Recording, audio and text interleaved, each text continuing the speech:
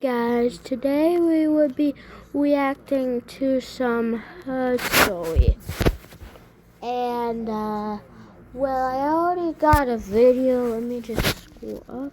Right as the bell rang, Mr. Dawson stood up. Wait, nobody move. Everyone was confused, but he looked at me. Everyone whose parents still love each other may be dismissed. Everyone looked at each other. My mom abandoned us years ago, but half the class left. He looked at me. Everyone who... That's just sad. Okay, 1 second. You only got 2 seconds in the video.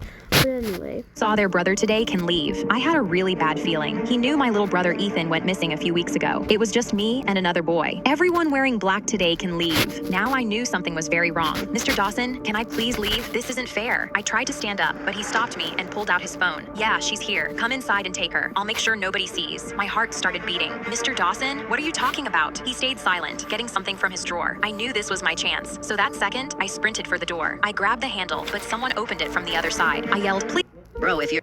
Right as the bell rang, Mr. Dawson stood up. Wait.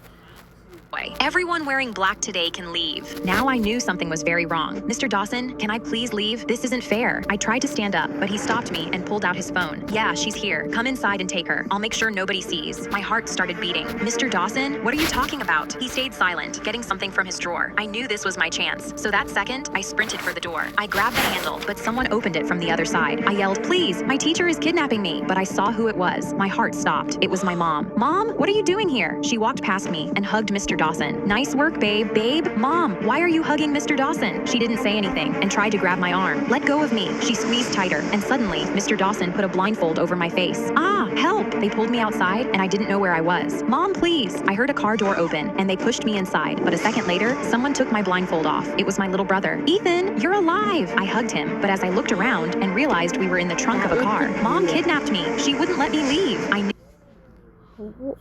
Why did it look like that? Why did it look like something else for a second?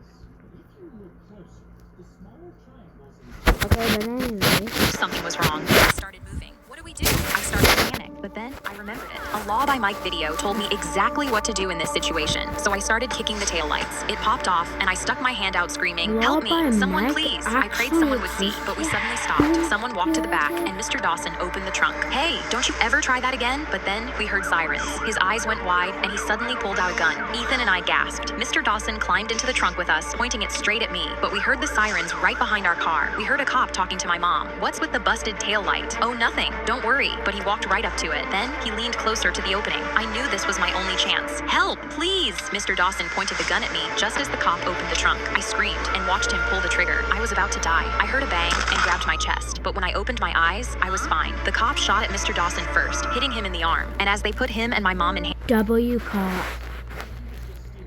Cops do that. Cops are supposed to do that. But if it's like on purpose to someone who's innocent, then you're fired. cuffs, she looked. I shouldn't say that. Everyone said the government wants you. I don't think I should be saying that for obvious reasons. Me in tears. Please, I just wanted my children back. I'm not a monster. I crossed my arms and said, everyone getting a life sentence may be dismissed. Right as the bell rang, Mr. Bro, if you're seeing this, you're actually lucky because... Okay, now... Right as the bell rang... I'm going to their channel.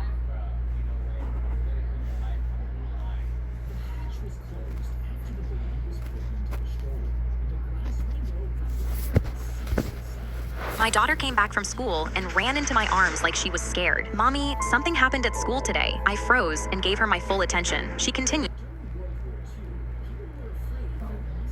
The school counselor called me to his office and told me we were going to play a game with a unicorn. He made me press the toy against his body, and he kept making noises and faces at me. I didn't like it. I ran to the bathroom and threw up, horrified at what my daughter just told me. I went to the school the next day and told the principal, but he laughed in my face and said, the counselor is one of our best staff members. And what are you going to do? You're just a nurse. You don't have the money to pay to make problems disappear. I didn't even know what to say because he was right. I was powerless, and I tried going to the police, but they just sighed like they didn't care. The school already called to tell us about the situation. They said you and your daughter had been making things up about the staff.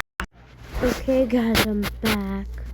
Told him my daughter was hurt. He shrugged. Without evidence, it's a he said, she said, and he's a counselor with 20 years on the job. You're just a nurse who works double shifts. I sat in my car and cried until my shift started. Then I wiped my face, put on my scrubs, and clocked into the ER. I was still thinking about how to help my daughter when I was working on an ex-veteran with a life-threatening injury. As soon as I was done and saved his life, I broke down in tears. I kept thinking that I could save everyone's life except my daughter's. When the patient saw me crying, he grabbed my hand. Are you okay? I couldn't hold back anymore. I told him everything. He stayed silent until I was finished. Then he said, "You take care of everyone. I will take care of you." I didn't know what he meant, but 3 days later, I turned on the news and saw that the school counselor's body was found under a bridge, along with evidence of harming a child on his phone. The school was forced to issue an apology and a huge check to every family whose child complained about the counselor. My daughter came back from school and ran into my arms like she was scared. "Mommy, something happened at school today." I froze and gave her my full attention. She continued. "The school counselor called me to his office and told me we were going to play a game with a unicorn. He made me press the toy against his body and he kept making noises and faces at me. I didn't like it. I ran to the bathroom and threw up, horrified at what my daughter just told me. I went to the school the next day and told I found out what the school's charity was really doing with our donations. My daughter Crystal started pulling out her t-shirts and sweaters from her closet, then putting them in a brown box. Her school was taking clothing donations for homeless families this Christmas. I watched her put her favorite pink hoodie in the box and was so proud of how I raised my daughter, but something felt wrong. This was the third clothing donation Crystal's school had done in just the last 3 months. So the next morning, before Crystal sellotaped the box of clothes, I slipped a GPS tracker into the pocket of the pink hoodie so I could track where it went. I dropped Crystal off at school with a nervous feeling in my stomach and watched her proudly carry the box of clothes inside with a smile. My child was being an amazing person, and I needed to be sure her efforts were being rewarded. That afternoon, I opened the GPS tracker app and saw the dot leave the school grounds. I watched the dot drive past all the shelters and food banks, and my face dropped in horror as it stopped at a warehouse. My legs were shaking, seeing Crystal walk around with the hoodie she didn't even like. 2 days later, the dot moved again, and this time went to a secondhand clothing store across the city. My eyes went wide in anger, and I instantly grabbed my keys. Driving to where the dot was, I walked into the store and stopped dead. Crystal's pink hoodie was hanging on the front rack with a $28 price tag. Crystal thought this hoodie was helping a kid stay warm, when in reality, it was just another thing for someone to buy. I was furious and stormed to the register with the hoodie in my hand. I paid for it and asked the cashier where they sourced this hoodie. "We have a contract with several local schools. They give us unwanted clothes for cheap to sell." My stomach sank as I realized Crystal's school never donated the clothes. They were just telling kids the clothes were going to homeless families, then selling those clothes and profiting off my daughter's and the other children's kindness.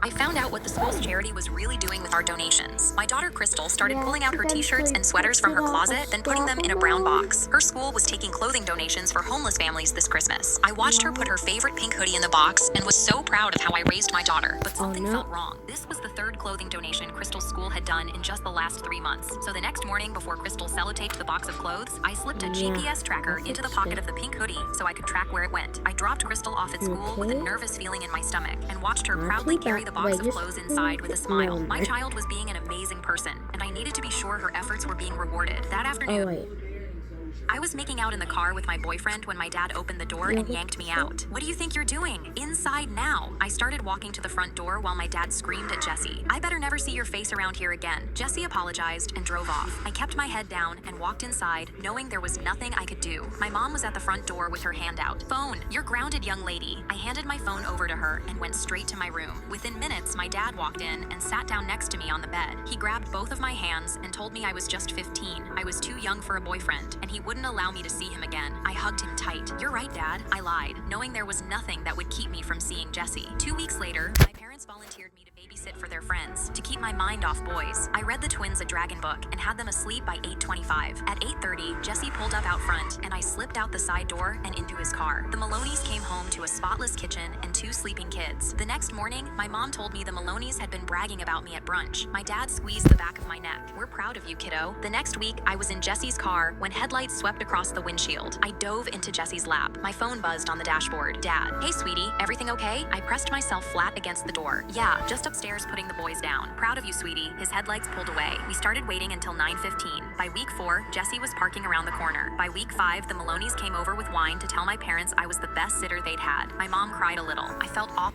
My sister burst into my hotel room at 6 in the morning. The Figment popcorn bucket drops at Disney today, and I have to have it. She's 24, lives off her parents, and has a shrine to Figment the dragon in her bedroom at home. She made us sit through a 45-minute presentation about how we were going to get the bucket, with a map and a color-coded timeline. I tapped the map and said, "It's just a popcorn bucket." Her face went red. "You have never understood me." My mom squeezed my arm. "Please just support her. Something was going to go very wrong today, and I already knew I was going to get blamed for it." We arrived at Disney 2 hours before it opened, and the second the gates unlocked, my sister took off like a bullet with my parents right behind her. I walked at a normal pace because I do not run for anyone. By the time I got to the store, the line was already wrapped around the building. We got in line behind a family with a small boy who was holding a balloon and eating a churro and had no idea what was about to happen to him. My sister started refreshing 5 Disney Facebook groups while my mom rubbed her back and whispered, "We're so close, honey." We inched forward for 40 minutes while my sister's eyes darted to the front of the line every 10 seconds. Then, when we were almost at the front, a cast member came out and started counting heads. She pointed at the family in front of us. "You guys will get the last one." My sister screamed so loud the kid in front of us dropped his churro. The family started to walk away with their kid holding the bucket above his head, and my sister took off after them, trying to grab the bucket out of the kid's hands. The dad pulled his son away, and my sister screamed, "You don't even care about Figment." My mom shoved the dad and ripped the bucket from the kid's hands. The kid started crying, and the other mom grabbed the bucket back, but then my mom yanked so hard the handle snapped off. My sister dropped to her knees. "You broke it!" Then she pointed at me.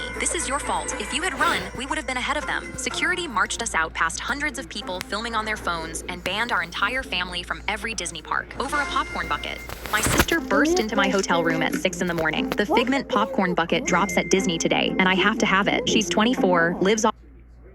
I was grieving at my sister's funeral when her ex-boyfriend walked through the door. My heart dropped as soon as I saw him because I suspected he had something to do with her death. You see, the night she died, I heard them outside my window arguing and screaming at each other. They got into the car and drove off. The car crashed, and he was left unscratched while my sister died behind the wheel. The police were still investigating, but him being here was weird. He walked up to my mom and said he wanted to give a speech. To my absolute horror, she nodded. He walked to the podium. My blood was boiling. What was he going to say? His hands were shaking on the mic. Sweat dripped off his forehead. "Yo, your daughter meant everything to me. The night she died, she was being so reckless. I told her to slow down, but she wouldn't listen. Everyone gasped, but I was disgusted. My sister wasn't the type to be reckless. He was at her funeral, blaming her. I begged her to wear her seatbelt. If she had just worn her seatbelt, she'd still be here. I told her. I shot up from my seat, unable to contain my anger. My sister always wore her seatbelt. She was the safest driver I knew. The room went quiet. He went pale and started stuttering. I just meant that night she didn't. I couldn't hold it in anymore. Admit it. I heard you guys arguing that night. Did you kill my sister? Silence. My mom stood up unexpectedly and raised her phone. The police just sent me the dash cam footage from that night. His face went white. I ran over to her. This was what I'd been waiting for. My mom raised her phone.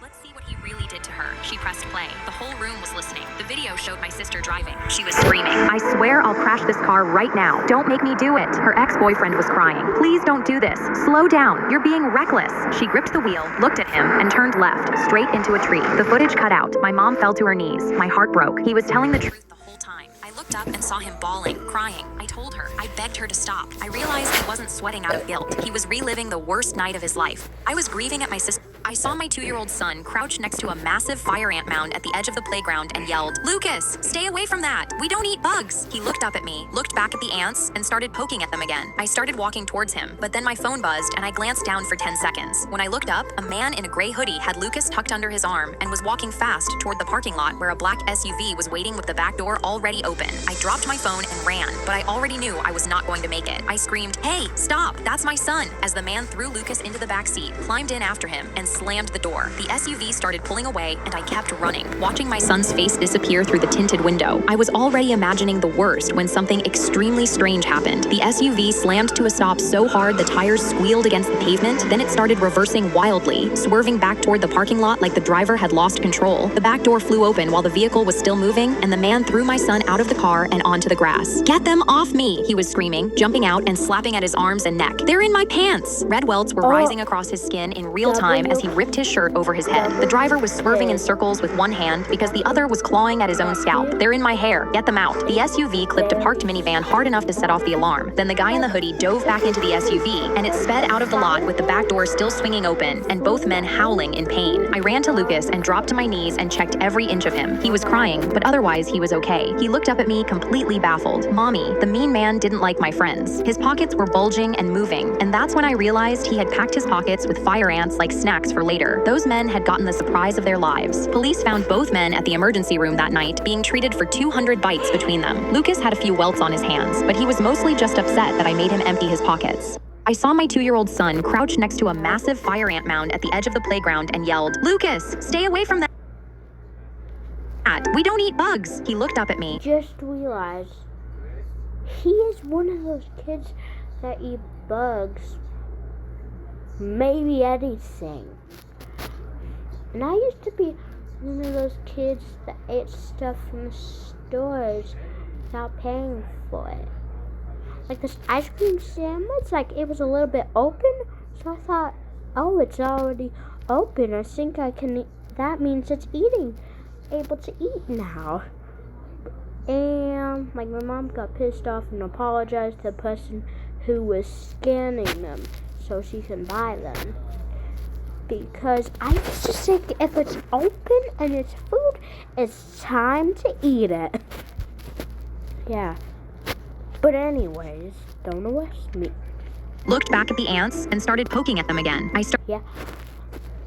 I used to have this friend that was before I moved here, but it was like a kid that liked to eat bugs, and I was like 3 or 2 years old, and this kid liked to eat bugs so much that he ate 2 fire ants, and he had to be rushed to the hospital because it bit his throat, and it burned. Wait, no, it bit his lip. Don't ask me how I remember that. Well, my mom told me.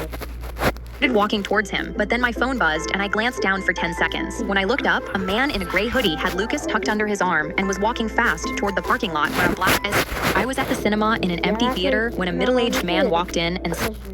Because there's a chance they're gonna be doing something stupid or get hurt. Anyway... slowly scanned the aisles. His eyes landed on me, and he walked up and sat directly in the seat next to mine. I tensed up because there were 100 empty seats, and he chose this one. I tried to keep my eyes on the movie, but he kept glancing at me like I was prey. He slowly turned his head and smiled at me. "I think you're really pretty. Do you want to go get ice cream?" Right as the bell rang, Mr. Dawson stood up. "Wait, nobody move." Everyone was confused. Yeah, what if she's not word?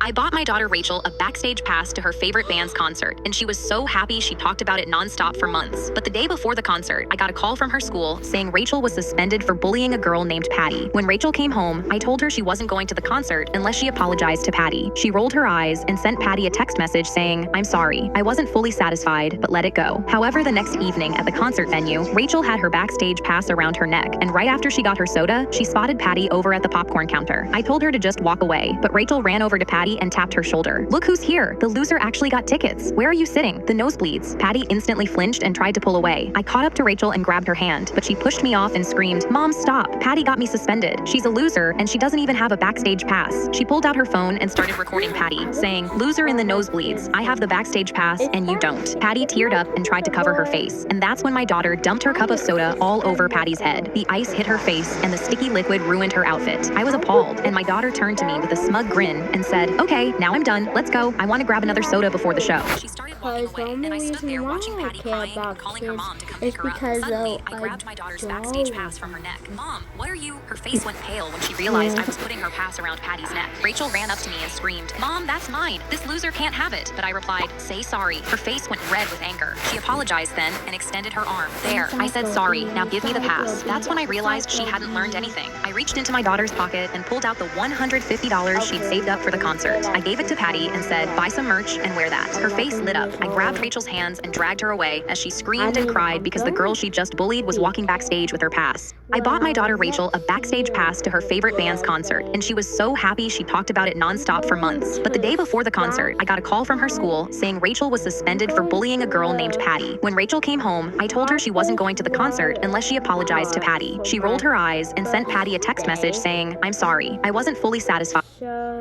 My mother yanked a brush through my hair on my 8th birthday and said, "Your twin sister would have been better than you in every way if you hadn't killed her." She kept a photo of Violet's tiny coffin. The daddy-daughter dance ended, but my dad wouldn't let go of my hand and pulled me closer to him. His eyes were manic, and I had this terrible feeling in my stomach. I whispered, "What's wrong?" And he looked over at my boyfriend in his suit. "Promise me you won't dance with him next. I exhaled and rolled my eyes because my dad had tried breaking us up before. But then he whispered, "I'm serious." I saw him push a disabled kid out of his wheelchair and kick him while I was walking in. My eyes widened in horror. I couldn't date someone like that. My boyfriend would never do that. But my dad pulled out his phone, showing me a picture of the disabled kid on the floor with his empty wheelchair. I know I've never liked your boyfriend, but I wouldn't lie about this. My legs buckled. Madison grabbed her husband and immediately began dragging him towards me at our high school reunion. She'd always bullied me for being poor, so I expected her to be mean, but she wrapped me in a hug like we were soulmates. "Oh my God, bestie," she turned to her husband. "This is my best friend from high school." She started talking about fake memories. "Remember our spring break trip, and when we